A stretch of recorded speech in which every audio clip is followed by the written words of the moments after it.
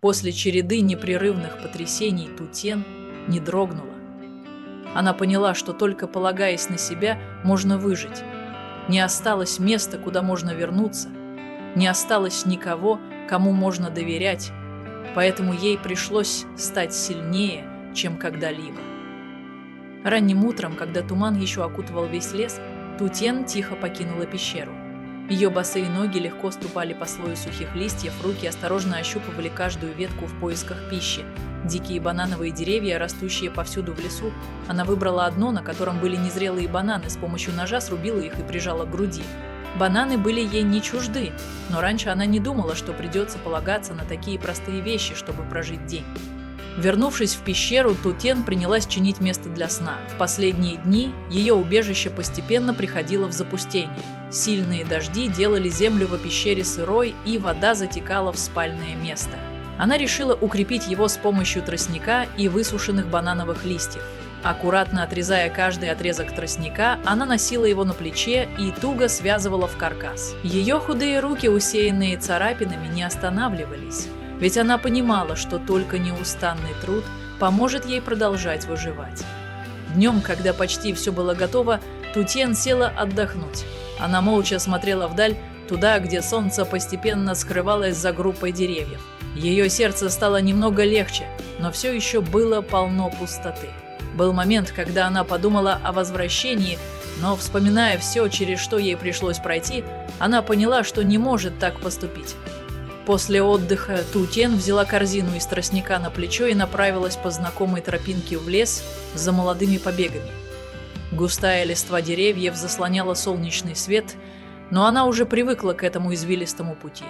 Добравшись до рощи тростника, она остановилась, осмотрелась и быстро нашла молодые побеги, просачивающиеся из земли.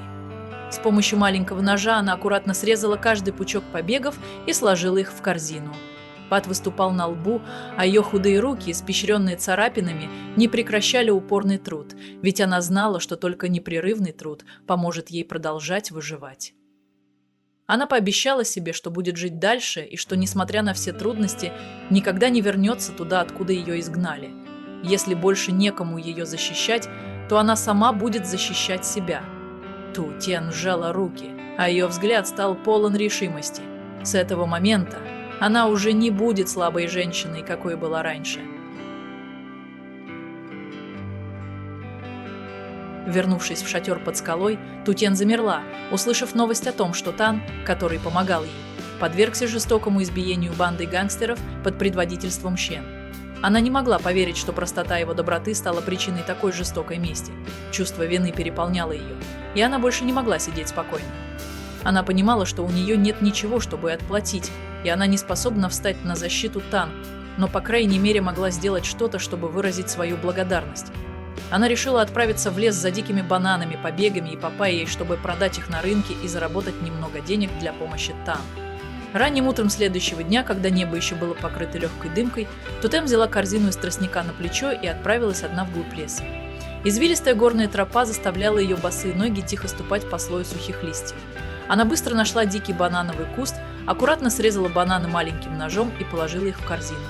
Затем она продолжила искать свежие побеги у основания тростника. Ее руки быстро рыли и собирали каждый молодой побег. К полудню корзина на ее спине уже была тяжелая, и она начала спешить по небольшому ручью, чтобы успеть промыть бананы, побеги и папайю перед тем, как нести их на рынок.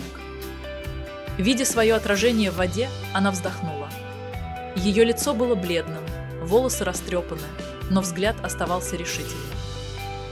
Прибыв на рынок, она тихо выбрала маленький уголок на обочине дороги, расстелила старую циновку и разложила перед собой каждый пучок побегов и каждый плод папайи.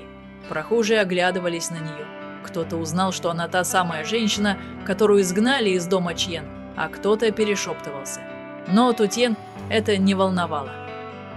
Одна пожилая женщина остановилась, взяла пучок побегов и спросила: «Девочка, зачем тебе так страдать?» Тутен мягко улыбнулась и спокойно ответила: «Я просто хочу заработать немного денег, чтобы помочь тому, кто когда-то мне помог». Пожилая женщина кивнула, купила у нее несколько пучков побегов и тихо отошла. К вечеру, после того, как она продала часть товаров, Тутен сидела задумчиво у обочины, крепко сжимая старую рубашку.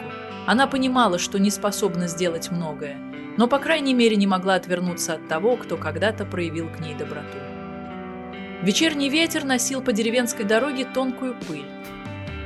Тутен осознавала, что, как бы жизнь ни была жестока с ней, она никогда не позволит себе стать неблагодарной.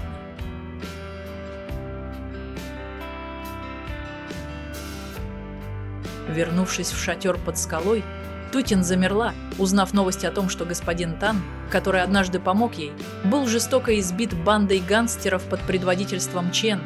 Она не могла поверить, что простота его доброты стала причиной такой безжалостной расправы. Чувство вины и сожаления переполняло ее сердце, и она не могла больше сидеть спокойно. Она понимала, что не в силах воздать и не способна была защитить господина Тан, но хотя бы могла сделать что-то, чтобы выразить благодарность. Поэтому она решила отправиться в лес собирать дикие бананы, побеги и папайю, чтобы затем продать их на рынке и заработать немного денег для помощи ему. После того, как она продала все собранные овощи и фрукты, Тутен аккуратно пересчитала скромную сумму мелких денег, оказавшихся у нее в руках. Она знала, что этой суммы мало, но ее все же хватало, чтобы купить небольшой подарок для господина Тан. В душе ее все еще томили обида и тревога из-за случившегося. Мысль о том, что он был избит лишь за то, что помог ей, не давала ей покоя. Она заглянула в небольшой магазин на обочине улицы, выбрала несколько пачек печенья, немного фруктов и аккуратно уложила их в маленькую сумку. Хотя она понимала, что эти вещи не смогут компенсировать страдания господина Тан, по крайней мере, она хотела выразить свою благодарность. На пути к лечебнице она шла очень медленно. Подойдя к воротам, Тутен услышала, как несколько соседей обсуждали происходящее. «Бедный господин Тан! Не знаю, кто мог быть таким безжалостным, чтобы избить старика. Говорят, все случилось из-за того, что он помог кому-то». Эти слова заставили ее сердце еще сильнее сжиматься от боли. Если бы не она, возможно, господин Тан никогда не оказался бы в такой участи. Войдя в лечебницу, Тутен увидела господина Тан, лежащего на кровати с бледным лицом. Как только он ее увидел, в его глазах мелькнуло удивление, но прежде чем она успела что-либо сказать, к нему подошла женщина, вероятно, его жена, и с гневом в голосе спросила: «У тебя еще есть лицо приходить сюда?» Тутен опустила голову, ее голос дрожал. «Я просто хотела навестить господина Тан». Женщина возразила: «Навестить? Если бы не ты, он бы не оказался в таком состоянии. Ты знаешь, как он чуть не умер?» Тутен застыла. Хотя она была готова к упрекам, столкновение с гневом семьи господина Тан причиняло ей невыносимую боль. Женщина резко обратилась к ней. «А теперь зачем ты здесь? Иди отсюда, не позволяй ему видеть тебя и еще больше страдать». Тутен крепко сжала сумку с подарками в руке. Она надеялась, что сможет хоть как-то возместить его страдания, но оказалось, что ее появление только усугубило ситуацию. Она положила сумку на стол и тихо развернулась.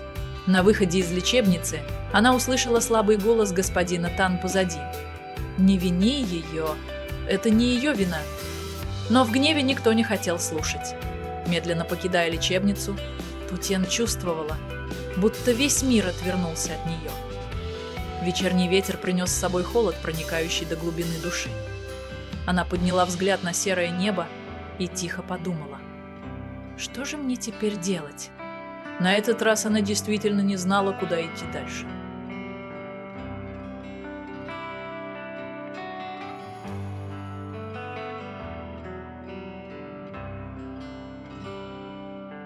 Ан Туан, генеральный директор крупного проекта, сидел в своем кабинете и сосредоточенно изучал проектную документацию. За окном солнечный свет проникал через стеклянные рамы, отражаясь на элегантной мебели и создавая атмосферу величественности. На его столе лежали многочисленные чертежи, контракты на покупку ослабленных земельных участков и важные документы, связанные с реализуемым проектом. Его телефон зазвонил, нарушив спокойствие. На другом конце провода был один из ведущих инженеров проекта. «Антуан, участок дороги, который мы только что завершили, готов к сдаче. Можете приехать на объект прямо сейчас?» Не раздумывая, он кивнул, быстро собрал документы, взял копию плана и вышел из офиса. В то же время его секретарь Хуонг получила уведомление и также направилась на объект, чтобы помочь в процессе приемки. Прибыв на место, Антуан увидел, что группа инженеров и рабочих уже выстроилась вдоль недавно отремонтированной дороги. Раньше разрушенные оползнями участки были надежно укреплены прочным бетоном, а по обеим сторонам дороги установлена дренажная система, препятствующая эрозии. Он вышел из автомобиля, надел защитную каску и подошел к инженерам. Один из них вручил ему документы, описывающие ход строительства, а также отчеты о безопасности и качестве дороги. Проект выполнен в срок. Мы проверили уплотнение дорожного покрытия и работу дренажной системы. Но для долговременной надежности необходимо установить дополнительное укрепление в зонах, склонных к эрозии, пояснил инженер. Антуан кивнул, перелистывая чертежи для проверки каждой детали, в то время как Хуонг быстро делала необходимые записи о требуемых корректировках. После осмотра дороги он прошелся вдоль объекта, беседуя с рабочими о ходе строительства и выслушивая замечания технической команды. «Ребята, вы справляетесь отлично. Если доработать оставшиеся недочеты, мы сможем сдать объект даже раньше запланированного срока», — сказал он решительно. Глядя на недавно завершенную дорогу, Антуан испытал чувство удовлетворения. Этот проект не только улучшал инфраструктуру, но и обеспечивал безопасность и удобство для жителей региона. Он понимал, что каждый его проект – это не просто строительство, а важный вклад в развитие сообщества и устойчивое развитие страны.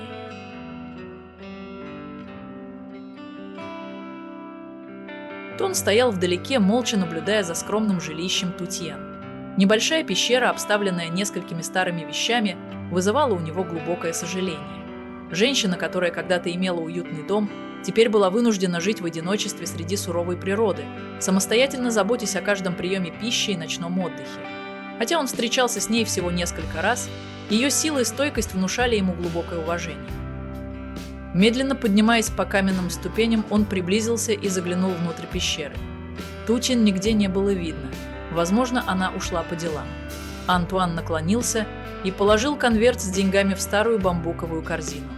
Он не хотел, чтобы она знала, кто оставил эти деньги, надеясь лишь, что они помогут ей немного облегчить трудности. Позже, когда он уже ушел, Тутьен вернулась. Как только она вошла, ее взгляд застывал при виде конверта в корзине. Она подняла его, открыла, и ее глаза наполнились удивлением. Внутри аккуратно лежала значительная сумма денег. Она села и долго размышляла, кто оставил эти деньги здесь, кто тайно протянул ей помощь, но кем бы ни был этот человек, она не могла принять их. С того дня, как покинула дом мужа, она дала себе обещание никогда не зависеть ни от кого, несмотря на все невзгоды. Не раздумывая долго, она поспешно выбежала наружу. Издалека Тутьен заметила, как по новой отремонтированной дороге проезжает пикап. Без колебаний она бросилась за ним, пытаясь позвать, но автомобиль продолжал свой путь. Она бежала все быстрее, запыхавшись, босые ноги ступали по каменистой земле, не чувствуя боли. Но, как бы она ни старалась, ей не удавалось догнать машину. Наконец, когда пикап скрылся из виду, она вынуждена была остановиться, а в ее глазах читалась глубокая печаль.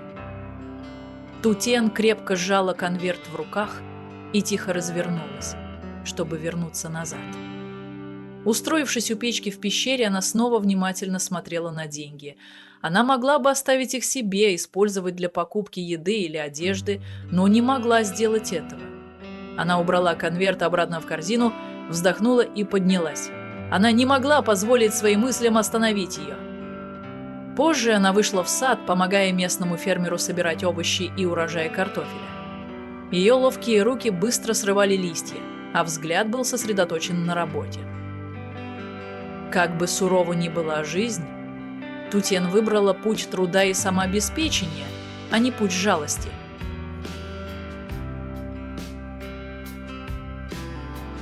Chát lăn dài trên má, hòa vào nỗi đau đớn tận cùng của một người phụ nữ bị phản bội. Cô chẳng mang theo gì ngoài vài bộ quần áo cũ kỹ và trái tim vỡ nát. Bóng lưng cô nhỏ bé, đơn độc giữa con đường làng quen thuộc, nhưng giờ đây lại xa lạ vô cùng. Cô không biết mình sẽ đi về đâu, sẽ làm gì. Tất cả những gì cô từng có, từng gìn giữ suốt 5 năm qua, giờ đây đã chẳng còn thuộc về cô nữa. Có lẽ điều đau đớn nhất không phải là bị đuổi khỏi nhà, mà là nhận ra mình chưa bao giờ thực sự được xem là một phần của nơi đó. Cô đã từng cố gắng, từng nhẫn nhịn, nhưng rốt cuộc cô vẫn chỉ là người dân trong chính gia đình chồng mình. Và giờ cô rời đi với hai bàn tay trắng, nhưng lòng đầy những vết thương không bao giờ lành. Tử Tiên rời khỏi ngôi nhà mà cô từng coi là tổ ấm trong nước mắt và nỗi đau khôn nguôi. Bị người chồng mà cô từng yêu thương đẩy ra ngoài một cách tàn nhẫn. Cô lang thang cho đến khi đến dưới chân